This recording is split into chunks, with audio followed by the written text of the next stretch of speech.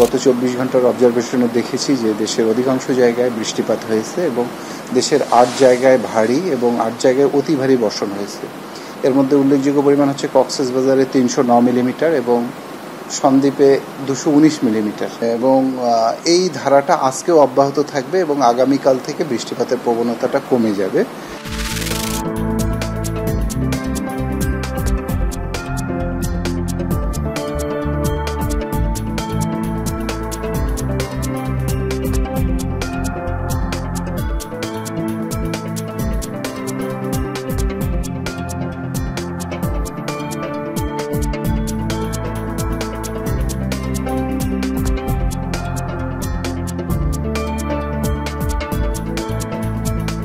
আমরা এই পানির মাঝে আটিয়া মনে করেন আমরা অনেক রোগও হয়ে যায় পাওয়ার মাঝে ফুরি বুঝছেন না।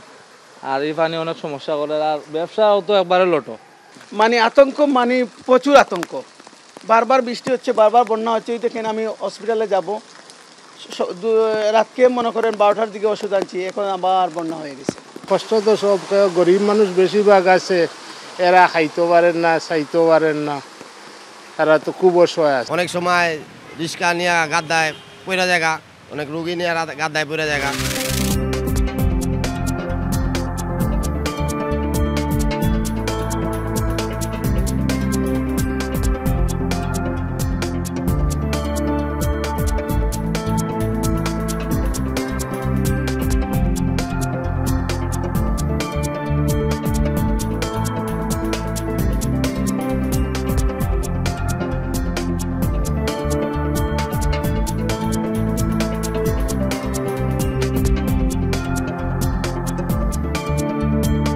সরকার কিন্তু প্রথম থেকেই দায় এড়াচ্ছিল এবং বলছিল তার কিছু করার নেই। গতকালকে কিন্তু হাইকোর্ট, মহামান্য আদালত আমাদের বক্তব্যের সাথে সঙ্গতিপূর্ণ কথাই বলেছে। আমরা সেই বক্তব্যকে স্বাগত জানিয়েছি। চাকরির জন্য আমাদের মানে কি প্রতিযোগীর অভাব না হয় এবং সেখানে যদি আপনার কোটাটা থাকে, তাহলে আমাদের মতো এই যে কৃষকের সন্তানরা আমরা কি করে খাবো? আমরা কোটা সংস্কার চাচ্ছি, আমরা বাতিল না।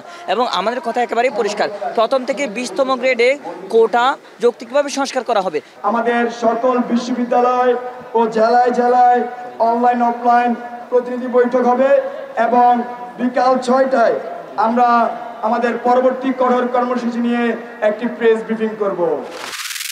নতুন প্রজন্মের যারা ছাত্র ছাত্রীরা যারা এই কোটার ব্যাপারে তাদের বক্তব্য পেশ করেছে এবং সর্বোচ্চ আদালত যেই আদেশ দিয়েছেন সেই আদেশ তারা মেনে তারা অবশ্যই ঘরে ফিরে যাবে।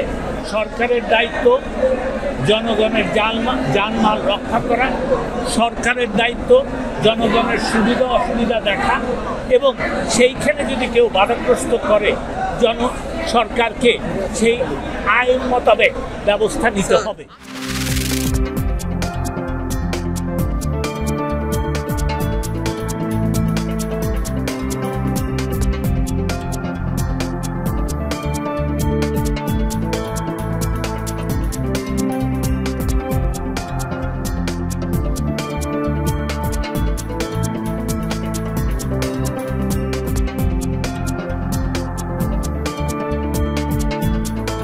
আগামী দিনে বাংলাদেশের মানুষের হৃদয়ে যে পরিবর্তনের যে প্রত্যাশা, সেই প্রত্যাশা তুলে ধরতে পেরেছে কিনা।